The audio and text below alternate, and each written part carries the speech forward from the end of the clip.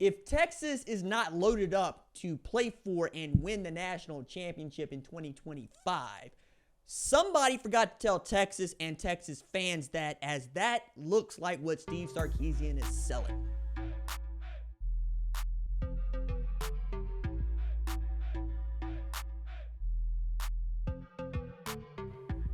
What's up, kinfolk? It's RJ Young. I am not on a step mill. If this is your first time watching Adapt and Respond, thank you for joining us here. We talk college football year round. That is something you're into. Go ahead and hit that subscribe button, like this video, and answer the question in the comments below. Is Texas going to win the national championship? I've asked this question before, and I will continue to ask this question, but you need to answer it. I also wonder, is Arch Manning worth the hype, right? I have been very much on the Arch Manning train. A lot of folks that watch this show in the comments and out in the wild when I get to meet people. Yo, dog, why you so high on Arch Manning? He ain't played nobody, dog. He got 2 starts, and he played against UTSA, Mississippi State, L.A. Monroe. Like, that ain't nobody. We don't care. That ain't nobody. 68% completion. I mean, that's fine. 939 passing yards. Okay. Can we talk about the 2 picks he threw, or are we just going to talk about the 9 TDs he threw? Yeah. I think all those things are valid, but you still would rather have Arch Manning than not.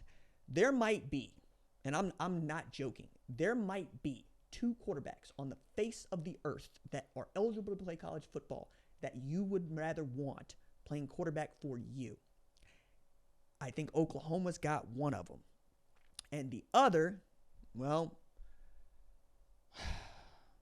it is going to be really, really difficult for someone to convince me that Julian Sayin is just not going to be that good. Outside of that, Carson Beck, I mean, they got a nice quarterback in Georgia. DJ Lagway, maybe. So three. DJ Lagway gets in there. Maybe you want him more than you want Arch Manning. But if you take DJ Lagway, I'm taking Arch Manning. And that's kind of the point. Even if you took DJ Lagway first, or John Mateer, or Julian Sayin, the next guy off the board probably is Arch Manning for a number of reasons, not the least of which is pedigree, right? But we're talking about 6'4" and can move. 6'4" and can move? 6'4"?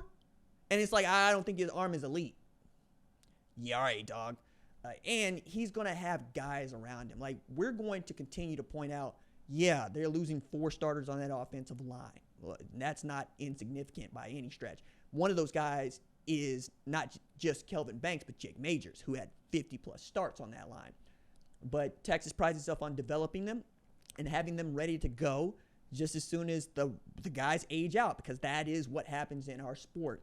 He's going to have DeAndre Moore back in the slot. He's going to have Ryan Wingo. He's added Jack Andrees, who's 1,000-yard receiver or tight end. They're going to be good. Nobody loves Trey Wisner more than Steve Sarkisian. Goes out of his way twice to be like, do you guys realize that we have the SEC's returning leader at rusher? Yeah, dog, we know. We also know CJ Baxter's back there. But it's also him saying basically to CJ, hey, I got a dude that I can trust who is 1,000-yard back for me. You're going to have to show me that you can do that. We're also talking about Sark here.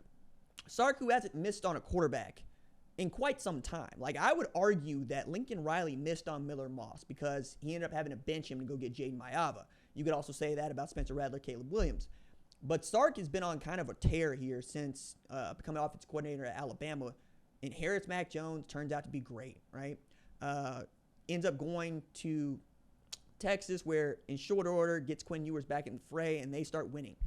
And an important note here. Arch and Anthony Hill are in a group of players that only know about playing for conference championships and playing in the college football playoff. That's not insignificant either, because the expectation is that you continue to do what you had been doing. If you are going from 5 wins to 8 wins, it's not as easy to say we're going to be a playoff team. But when you've been there and you know what it feels like, it's easier to get back there. This, for me, is like chasing lap time.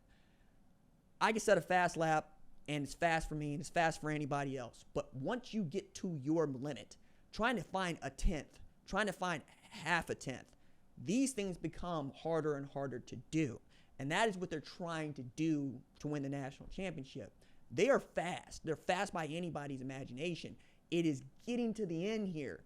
And once again, I'm talking about another program that ran up against the wall that was Ohio State, right? Tennessee first, Oregon second, Texas third, Notre Dame in the national championship game. We're also talking about a program that didn't have to be outstanding at any one thing. They just need to be good last year. Like, I think one of the underrated statistics when we talk about SEC and Texas is they were ranked 4th in points per game and total yards per game. Just 33 points per game in SEC play and 438 yards. They got big boyed by Georgia in both of their losses in SEC, right? One at DKR, where Sark went out of his way to say, hey, we got 8 million people that watch us on television on average. We got 102,000 people show up to DKR on average. And Georgia showed up and ran through you in such a way that your fans showed out and embarrassed you. Embarrassed you. You had to walk out into the corner of DKR and tell children to calm down. That's what y'all be doing down there at Austin. You would never find nothing like that at Oklahoma. We not going to be throwing stuff on the field like that. Going to boot a quarterback. Quarterback ain't playing. I'm not excited about that neither. Like, there are things about OU fans that we could fix. Like that West Virginia game. I'm still pissed about that. Spencer didn't deserve that. Did not deserve that. Not 1 minute. But the moment we start throwing stuff at people, nah, man, arrest people. Nah, get that out of here. Because then you're ruining not just the atmosphere, but the opportunity for any of us to have this experience. And the fan experience is what makes college football the best sport in the world. If you can create that week in and week out, you give yourself an advantage. I gave the statistic earlier, but Tennessee's 20-1 at Neyland. Their fan base has everything to do with that, right? Same thing I think is true at Texas, where a lot of people that were already switched on or even more switched on, people that were not switched on, are now. Because Sark's probably right. Texas has never been more popular than it is right now. Just wait until they get back to a national championship game. By the way, they ain't done that since 2009. They'll be the first to tell you that. I also think that he made some upgrades that people aren't really paying attention to. Like, Michael Taft coming back is huge, right? Matter of fact, the two best players, or two of the best players, I won't say the two best players, two of the best players at Texas were 16. Both are basically local high school legends, one being Arch Manning, the other one being Michael Taft, who was a really great high school player who decided to walk on and ends up an All-American. That's pretty cool. I don't know. That's just cool. You also went to go get a kicker.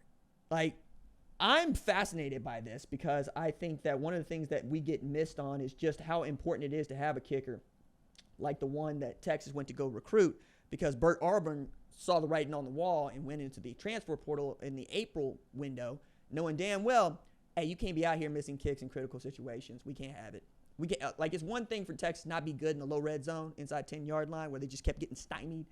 It's another for your kicker just not to be money, and especially in games where you got to have it, and you're having a conversation with your coach as the place kicker. I don't never want to do that. Leave me alone. I'm out here in my own world. More than that, Bert Auburn scored more points than anybody else in Texas history, and I'm sure they can't wait for somebody to take that over. But you bring in a Texas State kicker in Mason Shipley, who has the Sun Belt record for longest field goal at 60 yards. Also been pretty damn consistent. You upgraded a position.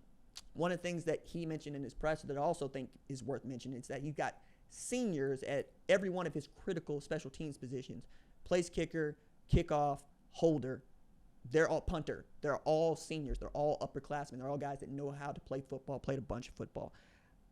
As we continue to talk about Texas and what it is that Arch is or isn't, I wish we would have some level of excitement around this dude, man. Like, the number of people that have showed up to just tell me or other people that had the audacity to think that Arch Manning could be really, really fun is ridiculous. Like, do you hate football? Do you hate watching good football? Now, again, I'm from Oklahoma.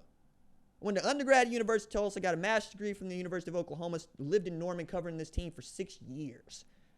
Cut my teeth at a rival's team site, the Oklahoman, as an intern. Went to cover high school football stringing in most of the counties in this state. When I say I'm from here, I'm from here. North of the Red River means something. I love football. And I love watching good football. And as much as these high stakes, high energy games give me a heart attack. I feel like am I stroking out? Am I having a stroke? I remember Alex Grinch's defense planting Sam Ehlinger 9 sacks. I remember Dylan Gabriel saying, I got it. I'm going to put us on you. I'm going to put everybody on my back. I'm going to go 3 bills. I'm going to go rusher 100. Nick Anderson going to be standing there right there in the end zone. I'm going to throw him the football. We're going to win the game. I'm debilitated. I am inconsolable when Oklahoma loses 49 to nada, zip, 0, nothing. And I choose to look out and see a player and see a guy that has everything you want in a quarterback. And as a dude that loves quarterback, is a quarterback, finds quarterback play to be some of the coolest, pre-snap, post-snap. Can you make that throw? Do you have the physical abilities? And can you keep a cool head in a hot situation? I think Arch Manning can do it. I refuse to not be excited about that.